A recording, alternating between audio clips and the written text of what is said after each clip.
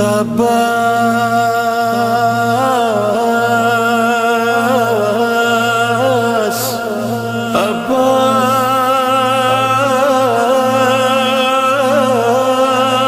الشيطان الرجيم.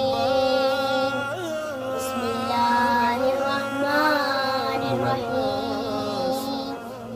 الحمد لله رب العالمين. الصلاة والسلام على سيدنا ونبينا وشفيع ذنوبنا مولانا ومولى الكونين جد الحسن والحسين أبي القاسم محمد. اللهم صل على محمد وآل محمد. الصلاة والسلام على أهل بيته الطيبين الطاهرين المعصومين المظلومين ولعنة الله على القوم الظالمين. أما بعد، فقد قال إمام زين العابدين عليه السلام: بسم الله الرحمن الرحيم. قال إمام زين العابدين عليه السلام: إن العباس عند الله تبارك وتعالى منزلة ويغبط عليها جميع الشهداء يوم القيامة. امام زین العابدین علیہ السلام فرماتے ہیں کہ بے شک عباس علیہ السلام کو اللہ تعالیٰ کی بارگاہ میں وہ منزلت و مرتبہ حاصل ہے کہ روز قیامت تمام شہداء آپ کے مقام پر رشک کھائیں گے۔ عباس نے وفا کے چراغ جلا دیے، جرت و طاقت پہ تالے لگا دیے، جرت و طاقت پہ تالے لگا دیے۔ کہاں صبح کی پیاس کو دیکھ کر یہ ہاتھ نہ اٹھ جائے۔ عباس نے یہ سوچ کر بازو کٹا دیے، عباس نے یہ سوچ کر بازو کٹا دیے۔ عزیزان محترم، آج کی میری گفتگو کا عنوان قمر بنی ہاشم باب الحوائج عبد الصالح سقائے حرم حامل اللواء حضرت عباس علیہ السلام ہے۔ عزیزان محترم، مجھے تاریخ کے اوراق میں ایک ایسی ہستی نظر آ رہی ہے کہ جس کی ولادت کی تمنا امام علی کر رہے ہیں، جسے فاطمہ الزہرا اپنا فرزند فرما رہی ہیں، اور آخر وقت میں جس کے کرتے تیار کر رہی ہیں، اور امام حسن اپنا مددگار بتا رہے ہیں، امام حسین انت نفسی فرما رہے ہیں، اور جس کے بلند مقام کی گواہی امام زین العابدین دے رہے ہیں، جسے امام جعفر صادق عبد الصالح فرما رہے ہیں، اور جسے امام آخر الزمان سلام دے رہے ہیں۔ اس حضرت عباس علیہ السلام کے کیا کیا فضائل بیان کروں۔ جہاں قمروں کا خاندان ہو، جہاں خاندان کا ہر فرد چاند نظر آ رہا ہو، ان چاندوں میں چاند کو حضرت عباس کہتے ہیں۔ قمر بنی ہاشم یعنی بنی ہاشم کا چاند۔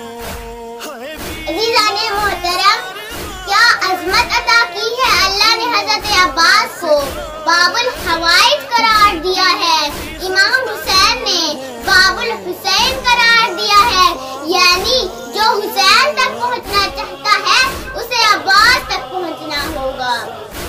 عزیزان محترم، باب الحوائج یعنی حاجتوں کا پورا ہونے کا دروازہ، یہ کیسے ہو سکتا ہے کہ کوئی حضرت عباس یعنی حاجتوں کا پورا ہونے کا دروازہ، یہ کیسے ہو سکتا ہے کہ کوئی عباس کے در پر مانگنے آئے اور عباس اسے عطا نہ کرے۔ عزیزان محترم، آیت اللہ شمس الدین بیان کرتے ہیں کہ میں تہران میں عاشورہ یعنی شام غریبہ تھی، اور میں مجلس پڑھنے جا رہا تھا کہ مجھے بتایا کہ وہاں کا کوئی مسیحی ہے، رومانیہ کا رہنے والا ہے، جو آپ سے ملنا چاہتا ہے۔ مجلس سے پہلے وہ آئے۔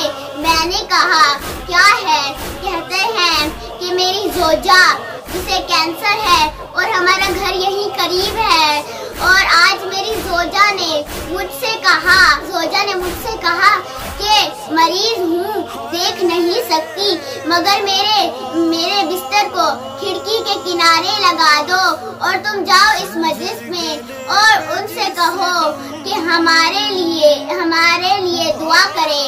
आखिर हम भी हुसैन के हमसाए हैं और ये इमाम बारगाह भी इमाम हुसैन अलैहिस्सलाम का है। वो मैंने कहा कि फिलहाल आप यही रहें, मैं दुआ करवाऊंगा और आप हजरत अब्बास से मुतासिर रहें। मजलिस आज अब्बास की है, तो वो मुतासिर रहा और मजलिस के बाद मैंने दुआ करवाई कि इसका कोई मजहब है लेकिन मुत्तसिल होने आया है। आप सबसे इल्तमास है कि हम आज हजरत अब्बास को वसीला बनाते हैं कि इसकी जोजा को शिफा अता कर। वो भी मिंबर पर बैठकर बहुत गिरिया करता है और ये हुआ कि दिन गुजरा, दूसरा दिन आया, आकर कहता है कि मेरी जोजा जो है उसे शिफा मिल गई है। यानी कहां से शिफाएं दे रहा है बाबुल हवाइज। ये ऐसा सखी है कि बगैर हाथों के अता करता है। बस अज़ादारों, कैसे न खुदा बाबुल हवाइज बनाते हजरत अब्बास को कि 36 साल तक जिस करबला का इंतजार किया हो, लेकिन जब करबला में पहुंचे हैं तो जंग की इजाजत न थी।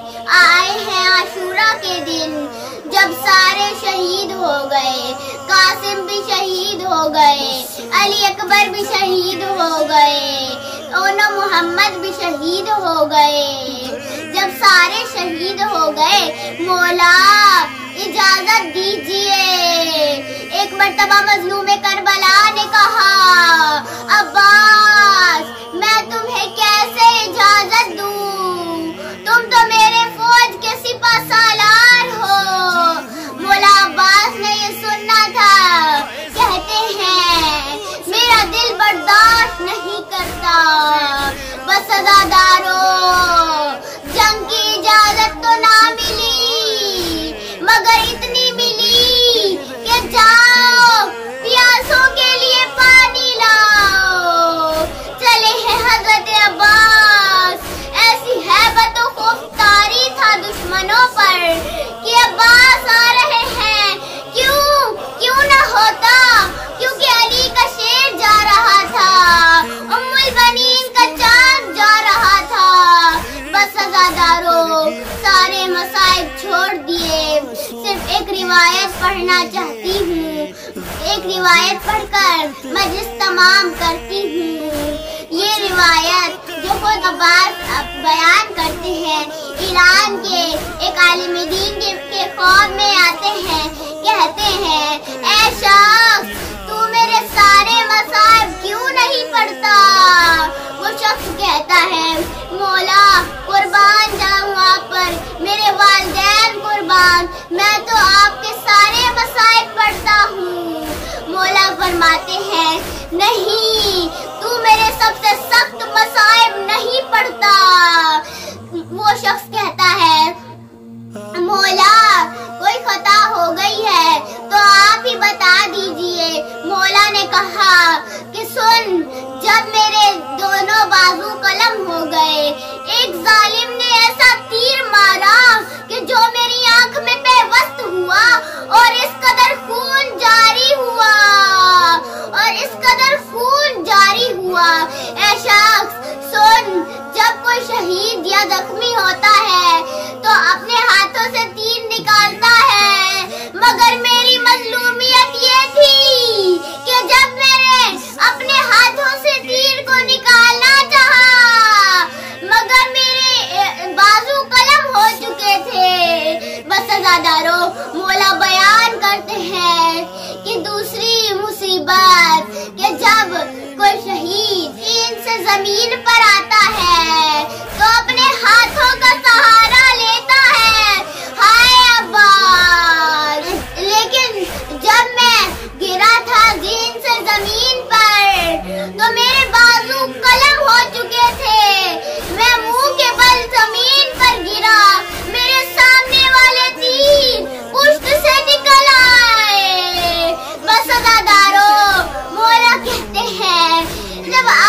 زیادہ تکلیف ہوئی تو میں نے اپنے دونوں زانوں کے درمیان تیر کو پھنسا کر نکالنے کی کوشش کی، لیکن تیر نہ نکلا۔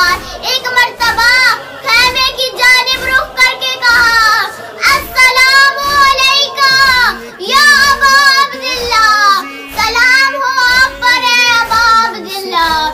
جب مولا نے یہ صدا سنی تو ایک مرتبہ کمر پر ہاتھ رکھ کر کہتے ہیں، ہائے عباس، میری کمر ٹوٹ گئی، الا لعنت اللہ